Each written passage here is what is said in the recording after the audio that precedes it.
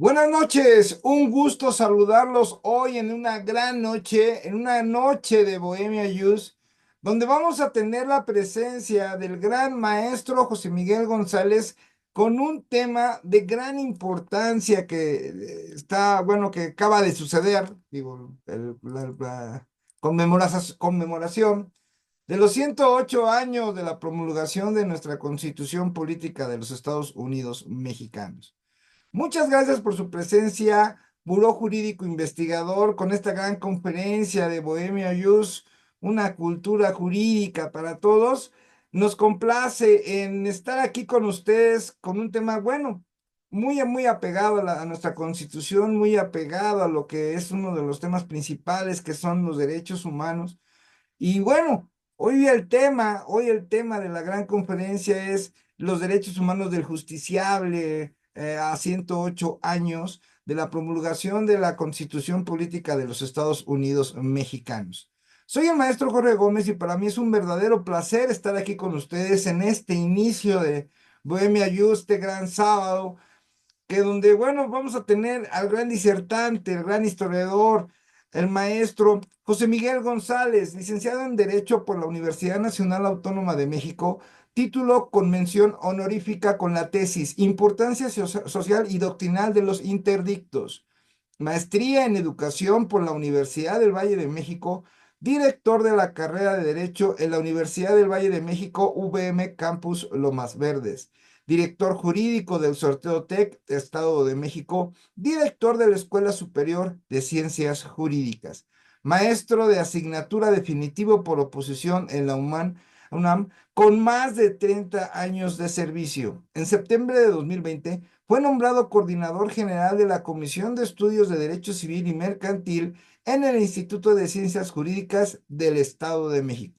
Abogado postulante en materia civil, familiar, mercantil, laboral, agrario, administrativo, entre otras más, con más de 30 años de experiencia, además de ser un gran historiador de nuestro derecho, de nuestra historia de México. Muchas gracias por su presencia de hoy. Cedo el uso de la voz al maestro José Miguel González. Buenas noches.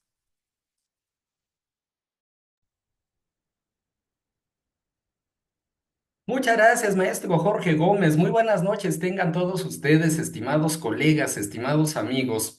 Es un gusto para un servidor el poder estar nuevamente con ustedes en esta Bohemia Yus, este espacio para la cultura jurídica que pues tiene ya 5 años de estar con todos ustedes gracias a su asistencia, a su participación, a la sugerencia de temas. Estamos ya pues en nuestro quinto año de transmisiones y eso nos da muchísimo gusto.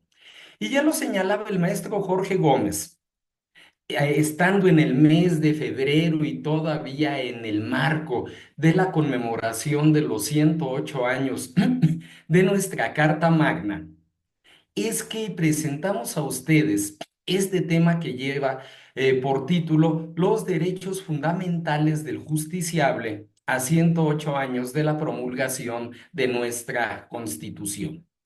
Y aquí de entrada hay dos puntos en el título que me gustaría comentar un poco antes de abrir la presentación que hemos preparado para esta plática. Y por una parte es el tema de derechos fundamentales.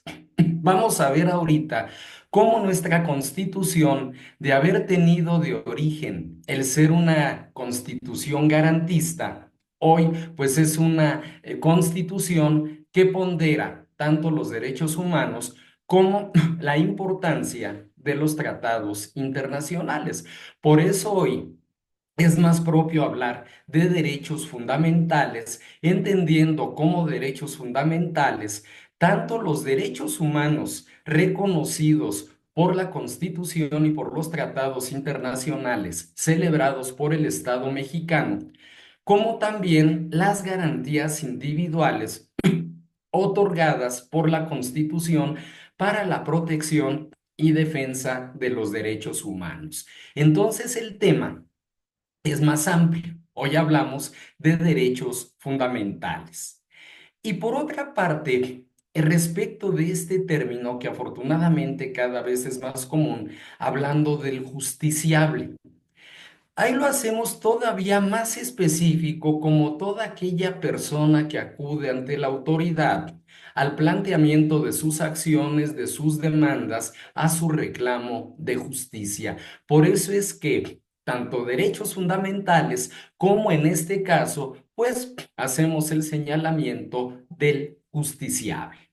Hecho entonces este comentario, estimados amigos, vamos a abrir esta presentación que hemos preparado para el día de hoy, para que en base a ella vayamos nosotros haciendo los comentarios correspondientes.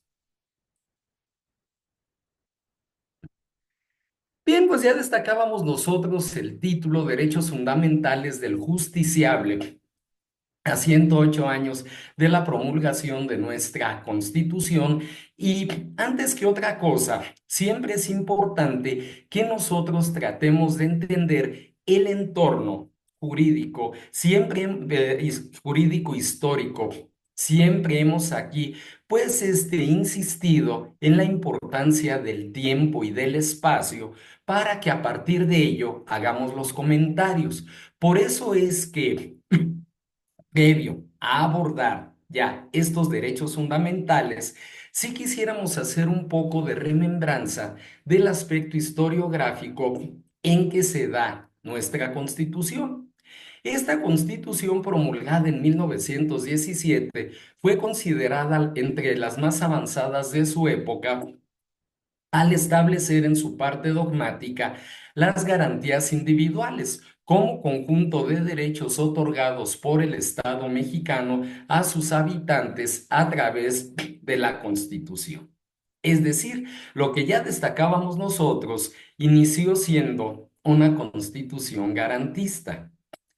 Venustiano Carranza cristaliza las distintas visiones de las facciones revolucionarias y propone la necesidad de establecer un nuevo orden constitucional para nuestro país, para lo cual es importante destacar como camino de dicho logro el Plan de Guadalupe, que es su principal postulado del año de 1913 y la Soberana Convención Revolucionaria de Aguascalientes del año de 1914, para que esto nos lleve finalmente a, a lo que sería la parte aglutinante, que es el Congreso Constituyente de Querétaro, reunido a finales del año de 1916 y que finalmente promulgara también un 5 de febrero, y digo también, puesto que la constitución anterior, la que estaba vigente en ese momento, la de 1857, también se promulgó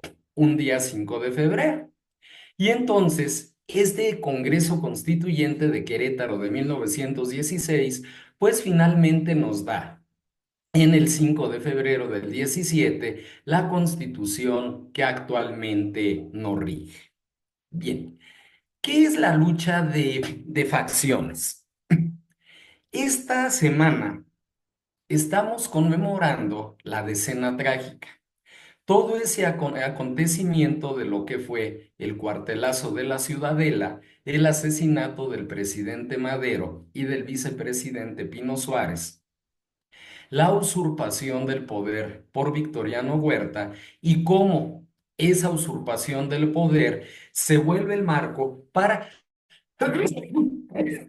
perdón, lo que se conoce como lucha de facciones.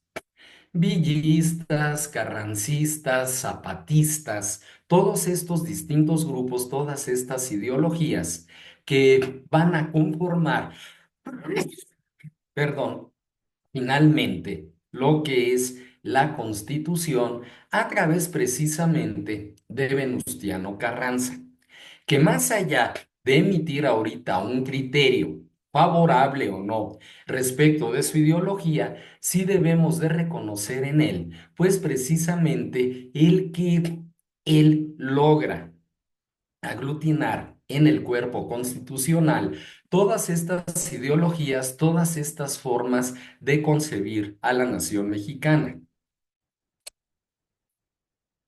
Así entonces, el presidente Carranza establece las bases del Estado actual mexicano a través de este nuevo orden constitucional, mismo que será reforzado en el plano institucional con Plutarco Elías Calles y en lo social con el general Lázaro Cárdenas, a lo que cabría hacernos la siguiente pregunta.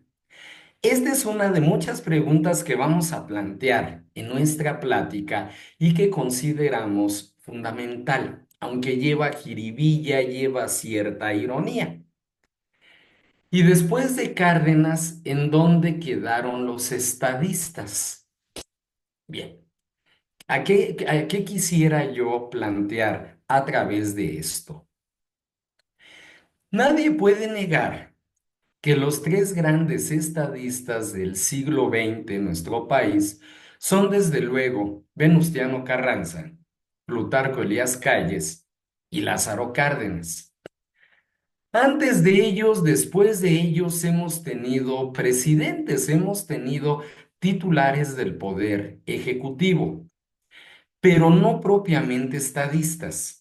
Y en estos tres personajes, lo mismo que en el siglo XIX, en Juárez, en Morelos, en diversas personas, encontramos también estadistas, Vicente Guerrero, no se diga. En el siglo XX son ellos tres, después de Cárdenas, y por eso hacemos esta pregunta. ¿En dónde quedaron los estadistas? Quizá a lo mejor ahí pudiera colarse un poco el presidente López Mateos, pero hasta ahí. Y la carencia de estadistas ha llevado a nuestro país a un camino muchas veces y en varios momentos, pues con un sentido divagante, con un sentido difuso. Bien, la parte fundamental de nuestra plática de hoy son estos derechos fundamentales que ya destacábamos nosotros. Bien, y aquí, perdón, la gripita siempre en estos temas, son los derechos fundamentales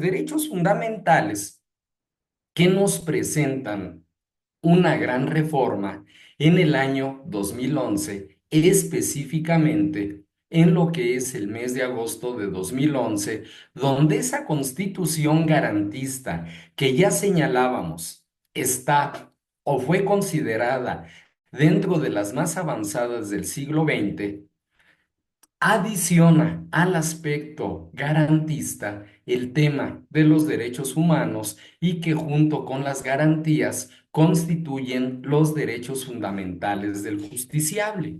Por eso destacamos aquí parte de las reformas del año 2011 para tratar de entender un poquito más el sentido de esto. Así entonces, y por eso decimos aquí, nuevo concepto constitucional de derechos humanos, el artículo primero establece lo siguiente.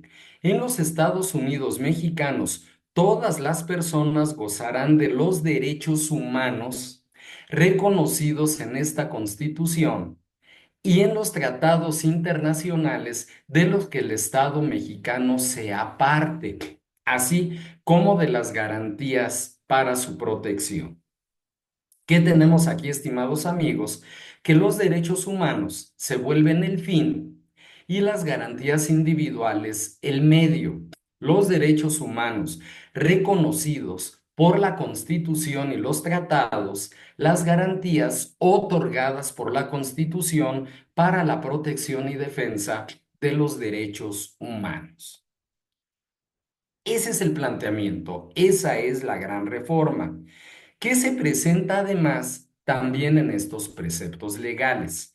El artículo 29, que en su parte conducente nos dice, en los derechos que se expidan no podrán restringirse ni suspenderse el ejercicio, perdón, en los decretos que se expidan no podrán restringirse ni suspenderse el ejercicio de los derechos a la no discriminación, al reconocimiento de la personalidad jurídica, a la vida, a la integridad personal el principio de legalidad y retroactividad, ni las garantías judiciales indispensables para la protección de tales derechos.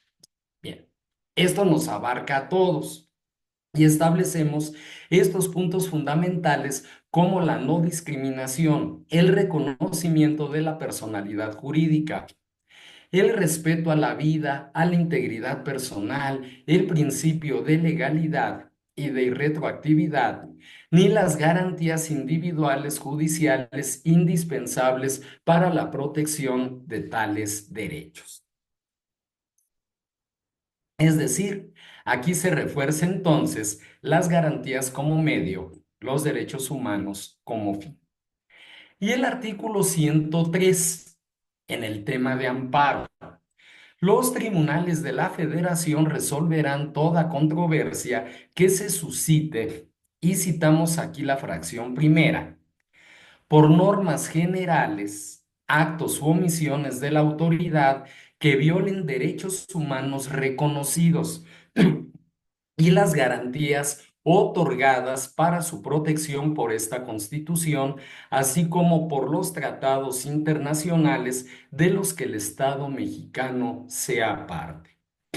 Es decir, hablamos aquí de los supuestos protectores a través del juicio de amparo y de la competencia de los tribunales de la Federación ante estas normas. Aquí hablaríamos propiamente tanto de lo que es la norma como en este caso de lo que serían los actos o omisiones de la autoridad que violen estos derechos reconocidos o estas garantías otorgadas. Incluso podemos citar nosotros aquí también el caso de lo que son los actos de particulares, que son motivo también ya del amparo.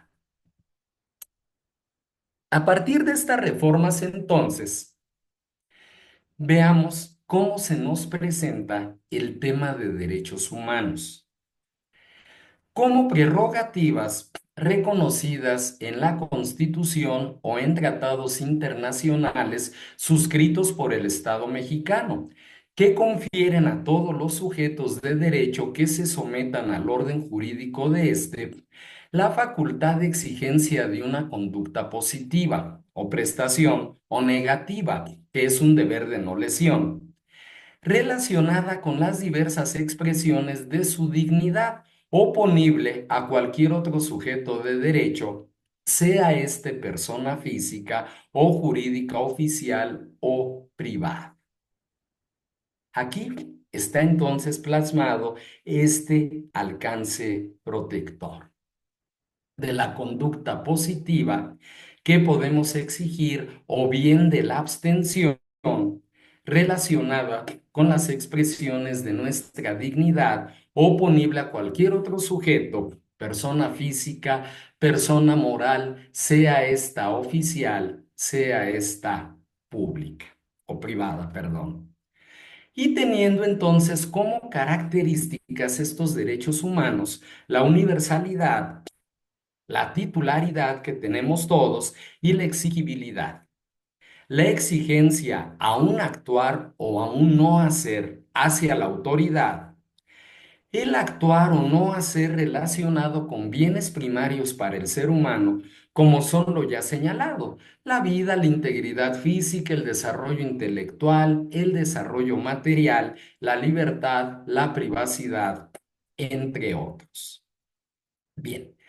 Así entonces, para los efectos de lo señalado en los artículos primero y 103 fracción primera que acabamos de leer hace unos minutitos, en nuestro orden constitucional se entiende por derechos humanos a las prerrogativas establecidas en esa norma fundamental a favor de cualquier persona, diversas a los principios institucionales previstos en la propia Constitución, incluso por encima. Y esto entonces nos habla de lo que es la situación anterior a la reforma constitucional, donde la eficacia plena de los derechos humanos se logra al abandonar el concepto de las garantías individuales. Por eso decía, la garantía individual, que hasta antes del año 2011 era un fin, ahora se convierte en un medio. ¿En un medio para qué? Para garantizar, para proteger los derechos humanos. Es decir, los derechos humanos son el fin. Interpretación favorable, tanto de la Constitución como de los tratados internacionales, en el sentido que mejor favorezca al justiciable. Y ahorita vamos a hablar de una tarea muy importante para los impartidores de justicia y también para nosotros como postulantes al hablar de la interpretación favorable. La diferencia entre derechos humanos y principios institucionales. Los principios institucionales que manejan diversas normas, diversas legislaciones, son superados por el tema de los derechos humanos. Bien, así entonces, como medios derivados de esta reforma constitucional de junio, julio y agosto de 2011, tenemos la obligación constitucional de todas las autoridades de promover, respetar, proteger y garantizar los derechos humanos.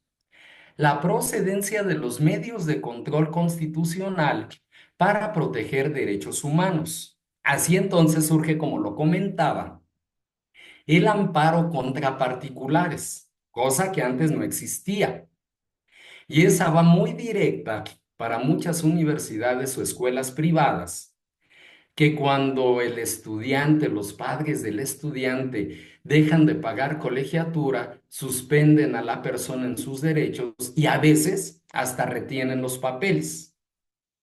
El amparo contra sentencias absolutorias en materia penal y las sentencias de nulidad en la controversia constitucional. Bien, si de veras a mí se me preguntara de los grandes parteaguas que hay a nivel histórico y jurídico en nuestro país, 1917 lo es, y estamos conmemorando 108 años de ello, pero también el 10 de junio de 2011. ¿Por qué? Porque veamos entonces el sentido que toma la Constitución. La Constitución pondera tanto a los derechos humanos reconocidos en la propia Constitución y en los tratados internacionales celebrados por el Estado mexicano, y establece o hace de las garantías el medio protector de ello. Surge entonces estas formas de control constitucional para proteger derechos humanos, como el amparo contra particulares. El amparo contra sentencias absolutorias en el tema penal que antes no se daba, y estas sentencias de nulidad que tenemos en las controversias constitucionales. ¿Y por qué hablaba yo de esa tarea? Voy a adelantarme un poquitito en el comentario. Tenemos todavía, perdón como lo voy a señalar, el comentario es muy general, obviamente no hablo de nadie en particular.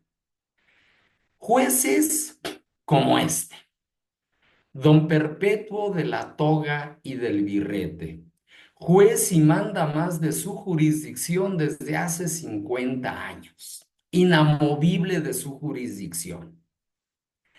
Ese juez, don Perpetuo de la Toga y del Birrete, que se encargaba de aplicar la ley a rajatabla. ¿Pero cuál ley? Su ley, lo que él consideraba adecuado. Ese tipo de jueces tienden a desaparecer. ¿Por qué?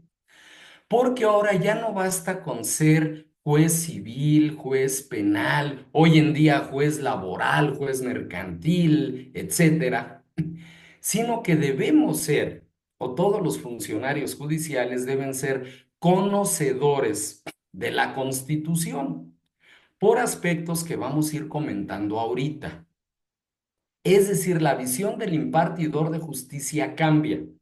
¿Cómo debe cambiar también la de nosotros como abogados? ¿Cómo debe cambiar también la de los profesores en la cátedra? Vamos a ir llegando poco a poco.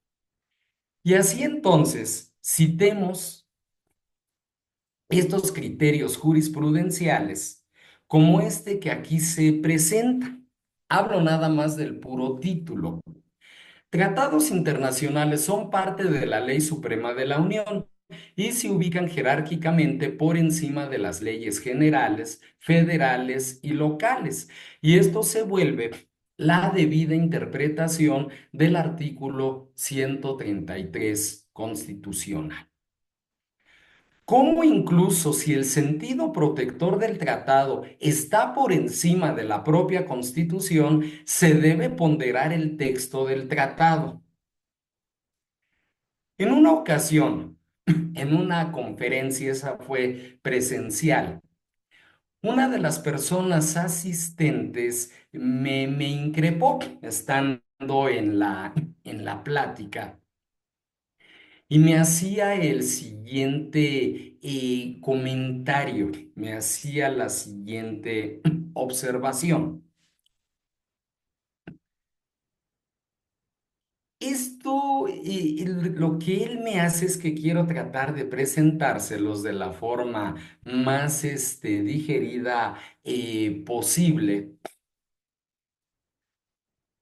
Me decía, es que es imposible que un juez que ha dedicado toda su vida al conocimiento de cierta área del derecho penal, laboral, civil, mercantil, familiar, pues ahora se vuelva un experto en materia internacional.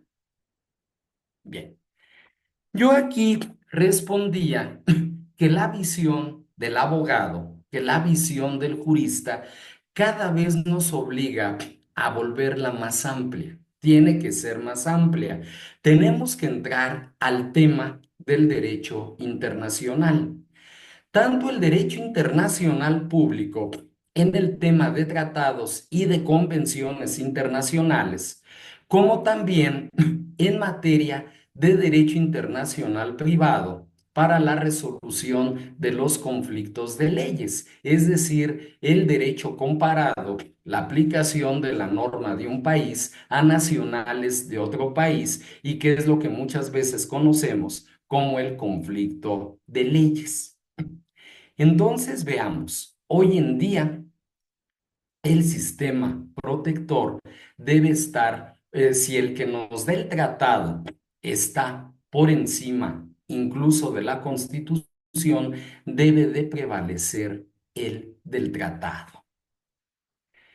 Y el párrafo segundo del artículo primero que ya hemos citado, entonces nos dice las normas relativas a los derechos humanos se interpretarán de conformidad con esta Constitución y con los tratados internacionales de la materia, favoreciendo en todo tiempo a las personas la protección más amplia. De aquí surgen dos principios fundamentales. La interpretación pro persona o principio pro persona, y eso lo tenemos que poner como la parte central, el justiciable al centro siempre, y la interpretación conforme, conforme a la Constitución, conforme al tratado, incluso ponderando esta protección del tratado cuando es mejor. Si por mí fuera, en las universidades, y lo he propuesto, tiene que haber más cursos de derecho constitucional. Se tiene que ampliar también el mapa curricular, tanto del derecho internacional público como del derecho internacional privado. Lo vemos, por ejemplo, en la materia familiar, como en resoluciones en sentencias familiares, muchas de ellas ya hoy en día vienen fundadas en tratados o convenciones internacionales en donde se pondera la protección de la familia, como en el tema de alimentos, en el tema de guardas y custodias, de la violencia intrafamiliar, etcétera, etcétera. Todo a partir entonces de esta interpretación pro persona y de esta interpretación conforme. ¿Qué quiere decir esto? Pues que tenemos que obligar entonces a jueces como don Perpetuo a cambiar su metodología, su forma de impartir justicia, porque ya el sistema legalista quedó atrás. Es decir, si es juez de lo civil, ya no puede ser como antes, que su función era nada más aplicar el Código Civil y el Código de Procedimientos Civiles. Hoy en día debe de ponderar también la Constitución y los tratados en los casos en que así se requiera. Y se presenta entonces esto que aquí señalamos como colisión entre restricción constitucional a un derecho humano y su alcance fijado en un tratado internacional. Citamos, por ejemplo, el artículo 21, párrafo cuarto de la Constitución, que permite a la autoridad administrativa imponer como sanción administrativa, valga la redundancia, el trabajo forzoso a favor de la comunidad.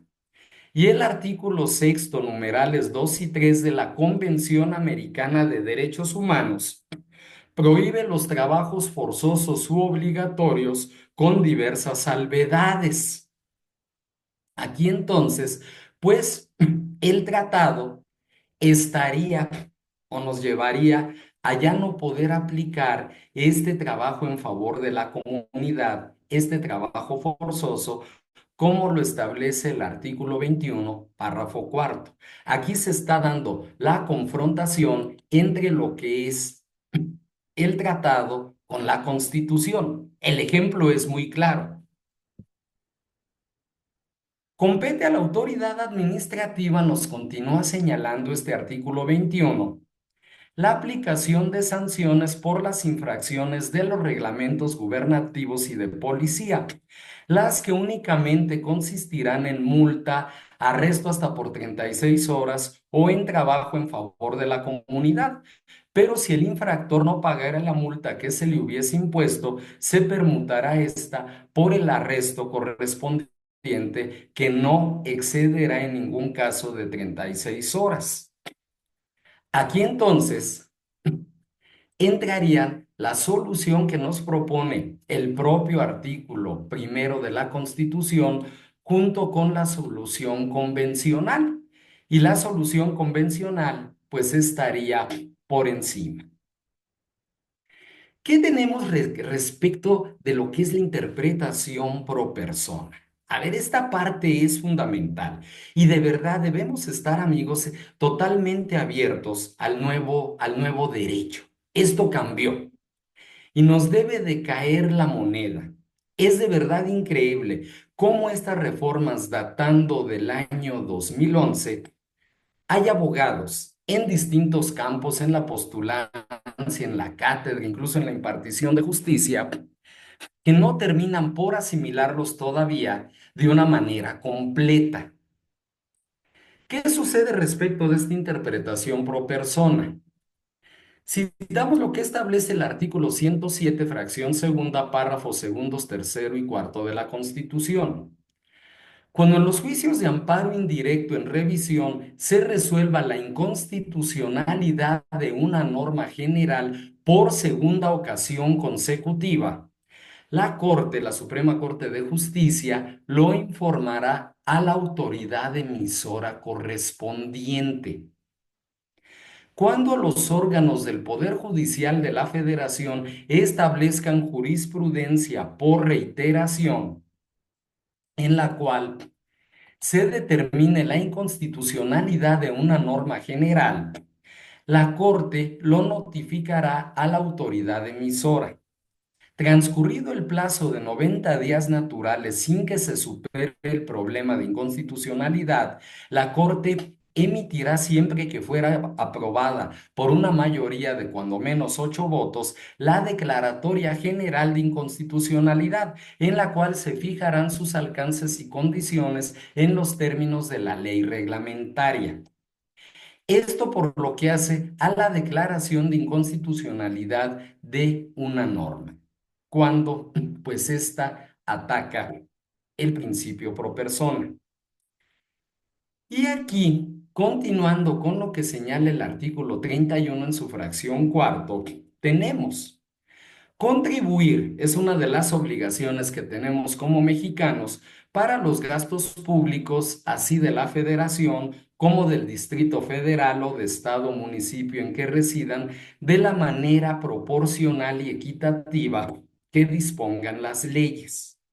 Aquí entonces, ¿cómo debería de presentarse esto? En el mejor sentido, la solución convencional, la solución legal. ¿Cuál es la diferencia entre lo legal y lo convencional y lo constitucional? Jueces como Don Perpetuo eran legalistas, son legalistas, la ley a rajatabla, a su modo. Bien, pero hoy en día, aunque yo sea juez local, y ahorita vamos a hablar del control difuso, debo también aplicar la norma constitucional y los tratados. Ahorita vamos a ver cómo esto dejó de ser facultad exclusiva del Poder Judicial y se vuelve facultad de cualquier otra autoridad. A ese respecto, tenemos entonces lo que se conoce como control difuso. Y al respecto, vamos a tener nosotros dos conceptos.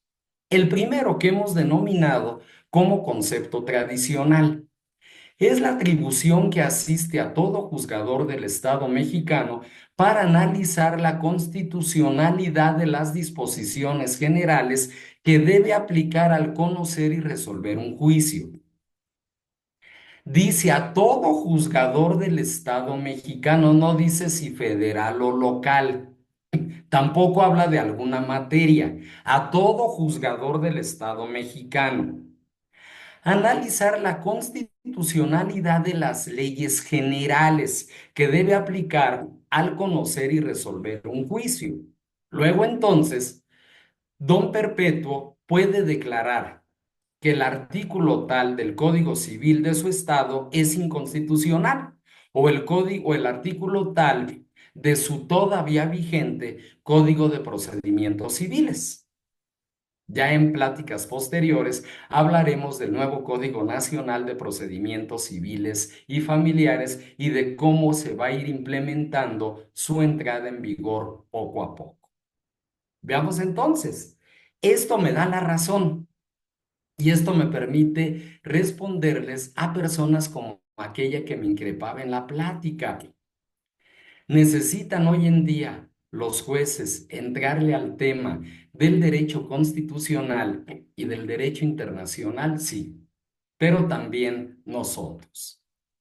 De este concepto tradicional entramos a un concepto material también del control difuso. Es la atribución que asiste a todo juzgador del Estado mexicano para analizar la constitucionalidad de uno o más sentidos normativos atribuidos a una disposición general que rige a un caso sometido a su consideración, así como para determinar si alguno de ellos es inconstitucional. Ser juez, ser magistrado, ser ministro, nunca ha sido fácil y siempre me seguiré dirigiendo con todo el respeto a a la investidura de los impartidores de justicia. Pero si antes no era fácil, hoy es muchísimo menos fácil. ¿Por qué? Porque todo esto se tiene que ponderar en la emisión de sus resoluciones. El control difuso, el principio pro persona, la interpretación conforme y la interpretación convencional, de verdad. Y sin entrar mucho en el tema de política, yo simplemente lanzo al aire este comentario. Ahora que tendremos jueces, magistrados, ministros por tómbola, por elección, ¿de verdad estarán preparados, conociendo estos aspectos tan importantes? Puedo ser muy popular, puedo ganar una elección, puedo tener yo una campaña política muy exitosa para convertirme en juez, en magistrado o en ministro. Pero tristemente, no saber impartir justicia, no conocer estos principios fundamentales que surgen en el año 2011. Hasta ahí mi comentario en ese sentido. Y aunado a esto, citamos también el encabezado de estos criterios jurisprudenciales, hablando del control constitucional a cargo de los jueces del Estado mexicano. Comparemos el anterior criterio con el actual criterio. El anterior criterio jurisprudencial sobre la ausencia de control difuso nos decía, primer encabezado, control judicial de la Constitución es atribución exclusiva del Poder Judicial de la Federación. Eso le permitía a don Perpetuo lavarse las manos. Ah, no, yo ahí no le entro. Yo nada más soy legalista. Y por eso en su coto de poder aplicaba la ley, su ley, la ley general. De la misma manera, este otro criterio, control difuso de la constitucionalidad de normas generales. No lo autoriza el artículo 133 de la Constitución. Esto era el anterior criterio. Y por ello había los jueces legalistas. Pero ahora, ¿qué criterio tenemos a partir de esta reforma constitucional del año 2011? La procedencia de dicha instancia, las causas de pérdidas de vigencia de la anterior jurisprudencia y el nuevo criterio aprobado por mayoría idónea para integrar jurisprudencia en la página 20 se contiene. Atendiendo al principio de supremacía constitucional derivado de lo previsto en los artículos 15, 29, párrafo último, 40, 41, párrafo primero y 133 constitucionales, los jueces del Estado mexicano, al conocer de los asuntos de su competencia, deben hacer prevalecer los derechos humanos reconocidos en esa norma fundamental y en los tratados internacionales de los que el Estado mexicano sea parte, a pesar de las disposiciones en contrario que puedan preverse en los ordenamientos que les corresponda aplicar para resolver los asuntos de su competencia. Jueces con visión constitucional, jueces con visión de derecho internacional, de derecho comparado, al analizar y al aplicar en casos concretos tratados y convenciones internacionales. Veamos aquí la gran importancia de esto. Criterio sostenido en la contradicción de tesis 259 del 2011. ¿Qué nos lleva a esta jurisprudencia de la décima época? Control de constitucionalidad y de convencionalidad a partir de la reforma del 10 de junio de 2011. Mediante esta reforma publicada en el Diario Oficial de la Federación, se modificó el artículo primero constitucional, rediseñándose la forma en la que los órganos del sistema jurisdiccional mexicano deberán ejercer el control de constitucionalidad. Con anterioridad a la reforma apuntada, de conformidad con el texto del artículo 103, fracción primera de la Constitución, se entendía que el único órgano facultado para ejercer un control de constitucionalidad lo era el Poder Judicial de la Federación, a través de los medios establecidos en el propio precepto. No obstante, en virtud del reformado texto del artículo primero, se da otro tipo de control, ya que se estableció por todas las autoridades del Estado mexicano. Tienen obligación de respetar, proteger y garantizar los derechos humanos reconocidos en la Constitución y en los tratados internacionales de los que el propio Estado mexicano es parte. lo que también comprende el control de convencionalidad. Es jurisprudencia, es de la décima época, apenas de la época inmediata anterior, y nos habla de este control de constitucionalidad, de este control difuso que antes no existía. Pudiera entenderse, estimados amigos, que estoy siendo demasiado redundante. Estamos casi por acabar, pero sí considero fundamental involucrarnos en todo ello. Y no nada más hacia los impartidores de justicia, hacia las autoridades en lo general. Los que estamos también en la postulancia debemos hacerlo al plantear nuestras demandas, nuestras contestaciones, nuestros escritos de medios de impugnación como recursos, amparo, en fin, en la cátedra, en la administración pública, en todos los aspectos en donde interviene nuestra profesión legal. Así entonces también surge el derecho humano a la reparación por la violación de derechos humanos. Y así el artículo primero establece esta previsión constitucional. En consecuencia, el Estado deberá prevenir, investigar, sancionar y reparar las violaciones de los derechos humanos. No basta con señalarlos, no señalar estas violaciones. Se tiene que dar la reparación. ¿Cuáles son los alcances de esto, los alcances que debemos entender de este párrafo de apenas 2 renglones? Estableciendo mecanismos preventivos y reactivos frente a violaciones a derechos humanos provenientes de cualquier persona.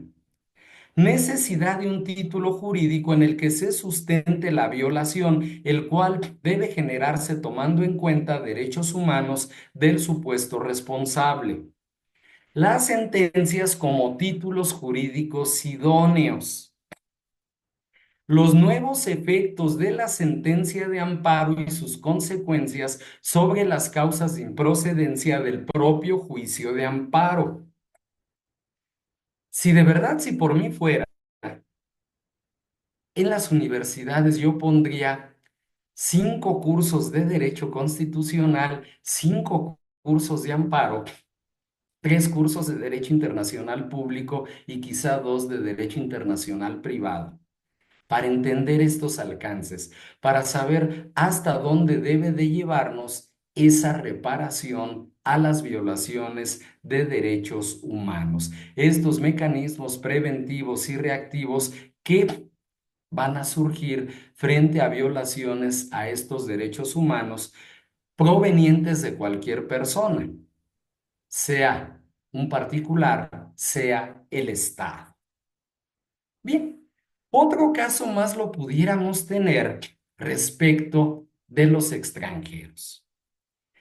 Hace muchos años era muy común que cuando algún extranjero daba lata, mucha gente decía que le apliquen el 33, haciendo referencia al artículo 33 constitucional que facultaba al presidente de la República para sacar del país sin previa audiencia a juicio a cualquier extranjero cuya estancia en el país se hubiere considerado perniciosa. Era una facultad discrecional del presidente. Por el solo hecho de ser extranjero te puedo sacar del país. Bien. Al hablar de esta reiteración en la titularidad de derechos humanos y garantías reconocidos en la Constitución, ¿qué va a suceder ahora con esta facultad del Ejecutivo Federal para expulsar extranjeros? Que ahora será previa audiencia, que se elimina la discrecionalidad de los parámetros al valorar, al sujetar la decisión a los supuestos previstos en la ley. Ya va a haber juicio, ya no me pueden sacar así como así. y la procedencia del juicio de amparo en contra de esta determinación del Ejecutivo por la cual se determina sacarme del país. Ahí también vemos el gran alcance protector de derechos humanos en temas como este en favor de extranjeros. La obligación constitucional de responder recomendaciones. Las recomendaciones que emiten tanto la Comisión Nacional de Derechos Humanos como las comisiones locales antes eran públicas, autónomas y no vinculatorias. Yo, autoridad responsable, podía no responder una recomendación. Ahora tengo que responder a la recomendación que me haga esta comisión. La obligación constitucional de fundar, motivar y hacer públicas las razones por las cuales no se aceptan o no se cumplen las recomendaciones en el mismo tema. La obligación constitucional de comparecer ante el Senado o ante las legislaturas locales previa decisión de estos conforme a solicitud de aquellos organismos a los servidores públicos que no acepten o no cumplan una recomendación. Antes ya había una cultura de derechos humanos. Recordemos la reforma al artículo 102 constitucional con el apartado B que da lugar a las comisiones de derechos humanos. Mucho antes de esta reforma de 2011, de hecho esto se dio desde el año de 1992, pero eran comisiones que estaban atadas de manos al tener o al emitir recomendaciones no vinculatorias, públicas y autónomas. La autoridad que quería las aceptaba o no. Hoy existe la obligación de aceptar, hoy de responderlas, de que si no la acepto voy a hacer público por qué no lo acepto, y el que me manden llamar al Senado o con los diputados locales ante este incumplimiento y la procedencia del amparo contra las recomendaciones. Cambió diametralmente esta situación. Ahora, con esto yo quisiera llegar a la parte final de nuestra plática a través de esta exhortación que es general, que nos incumbe a todos sin excepción, como juristas, como conocedores del derecho, como personas que representamos los derechos de los justiciables. ¿Qué retos tenemos a partir de esta reforma del año 2011, hoy en el marco de los 108 años de entrada en vigor de nuestra Constitución? Estos retos en materia de protección a los derechos humanos podemos encontrarlos en distintos aspectos. Los legisladores constitucionales y ordinarios deben crear mejores procedimientos e instituciones para salvaguardar esos bienes tan preciados que son los derechos humanos. Esto de verdad en las cámaras debe de tomarse muy en cuenta. Mejores procedimientos, instituciones más eficaces para salvaguardar a los derechos humanos. No ser un diputado de esos que nada más levantan la mano cuando el jefe de la bancada del partido nos dice álzala o déjala de alzar o la Cámara de Senadores. Hay que ponderar muy bien esa discusión que se dé en las cámaras cuando se toque este tipo de temas. En los jueces, de los que tanto hemos comentado el día de hoy, los jueces y demás órganos encargados de operar estos medios de control deben actuar con mente abierta y buscando siempre lograr la efectividad de la Constitución y de las libertades y derechos en ella establecidos. El comentario que he hecho el día de hoy, lo reitero, es con todo el respeto. No fue dirigido a ningún impartidor de justicia en particular. Por eso es que hablé simplemente del juez don Perpetuo de la Toga y del Birrete. Nombre ficticio, pero que tristemente recae en muchos impartidores de justicia. Hoy el reto es diferente. Hoy el derecho ya no es como antes. Ya no puede haber jueces, magistrados legalistas. Tienen que ser constitucionalistas y deben ponderar este tema de derechos humanos. Por eso aquí decimos, deben actuar con mente abierta y buscando siempre lograr la efectividad de la Constitución y de las libertades y derechos establecidos en ellos. En nosotros, los litigantes y abogados, debemos también ser creativos, estudiosos, perseverantes y celosos demandantes de justicia en lo que a los derechos fundamentales se refiere. Fíjense qué curioso es esto. Sabemos que en el medio es muy común entre colegas y hoy con medios electrónicos como el WhatsApp, como el correo electrónico, la llamada telefónica o el mensaje de WhatsApp o el correo.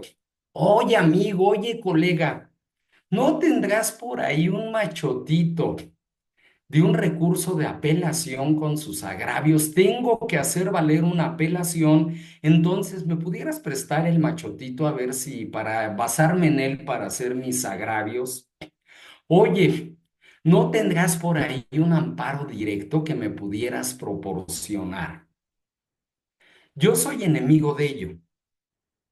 El que a mi amigo le haya funcionado su amparo o su apelación en un caso que él tuvo, no significa que me va a funcionar a mí, por la simple y sencilla razón de que son casos distintos. Les voy a decir algo que sí me gusta, que me encanta, que me apasiona. Cuando algún amigo o algún colega me dice, oye, nos podemos reunir, tomarnos un café y platicar de un asunto, sí, eso me encanta. No es lo mismo sentarnos a platicar, comentar el asunto, tratar de construir entre los dos o entre más personas agravios, conceptos de violación, excepciones y defensas en la contestación a la demanda, un incidente de objeción de documentos, eso sí. La retroalimentación es fundamental, pero no el trabajar de formatito, de machotito. Eso, pues la verdad es que nos quita objetividad. Por eso lo digo aquí. Involucrémonos de verdad. Debemos ser creativos, estudiosos, perseverantes y celosos, demandantes de justicia en lo que a los derechos fundamentales se requiere. Por eso es que no puede haber escritos de machotito. Por eso, cada caso, cada asunto nos merece una atención especial. El tema académico que no puede tampoco quedar atrás.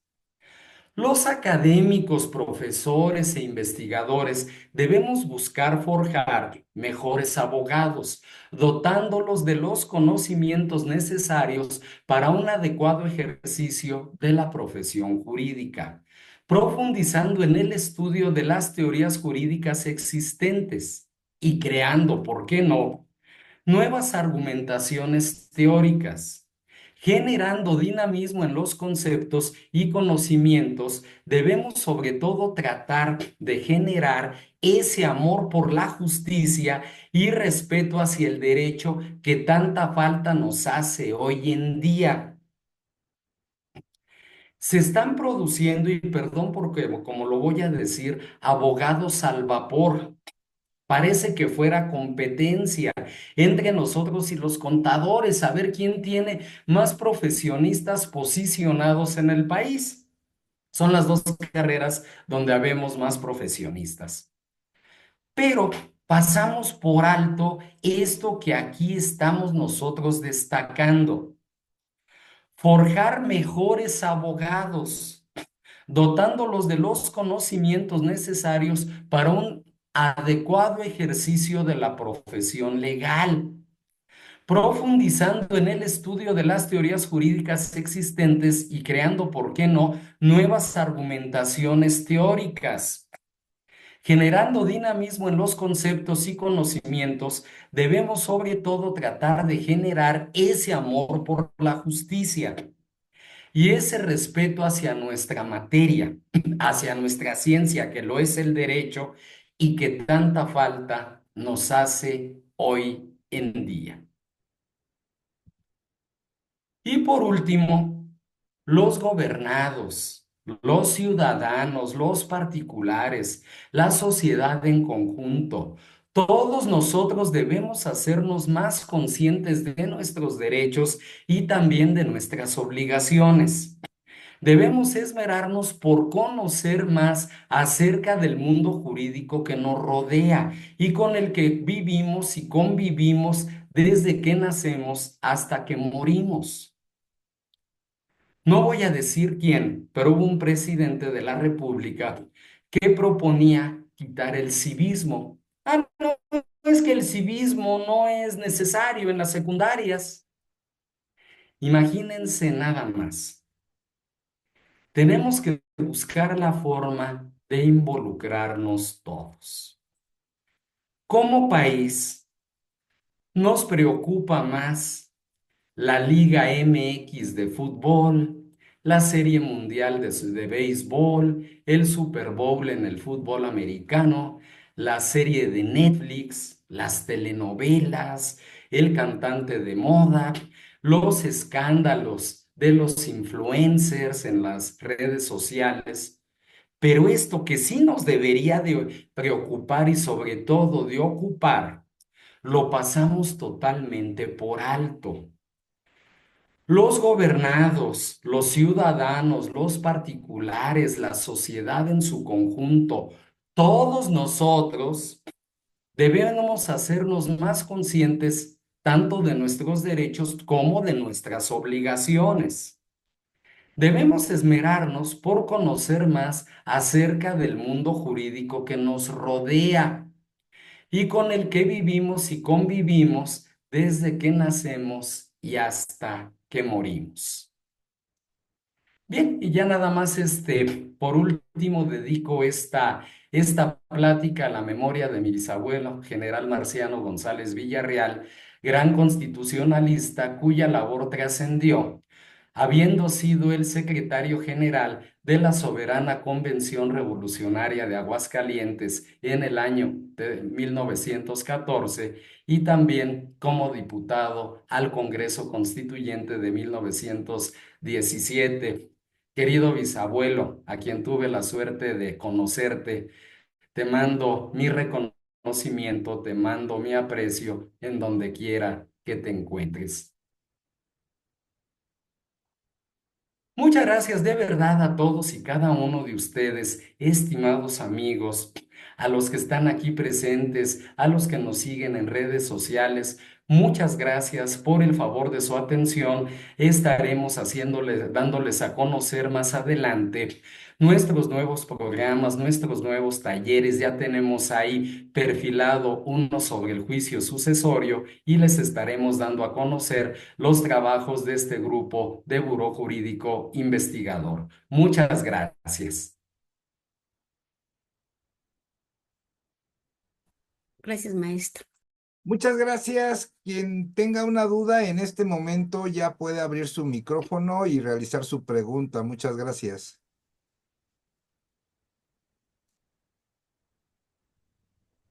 No hay preguntas, maestro José Miguel. Por favor, últimas palabras de su conferencia. Con muchísimo gusto, maestro Jorge. Claro que sí, es involucrarnos en esto, es invitarlos a que tengamos una visión muy distinta del derecho, a que no nos quedemos en licenciados en derecho, en abogados, en que seamos verdaderamente juristas. En que vayamos a la esencia. El tema de derechos fundamentales que hoy abordamos nos lleva y nos obliga a ello, a dejar el montón, a dejar la bola, a significarnos por ser diferentes y ponderar esta cultura que tanta falta nos hace. Muchas gracias nuevamente a todos y una excelente noche. Muchas gracias por su presencia el día de hoy, gracias maestro José Miguel y nos veremos pronto en las actividades de este grupo de trabajo y nos vemos pronto también en Jurisconsultus Noctem y la gran conferencia de Bohemia Jus. Gracias y hasta la próxima. Muchas gracias.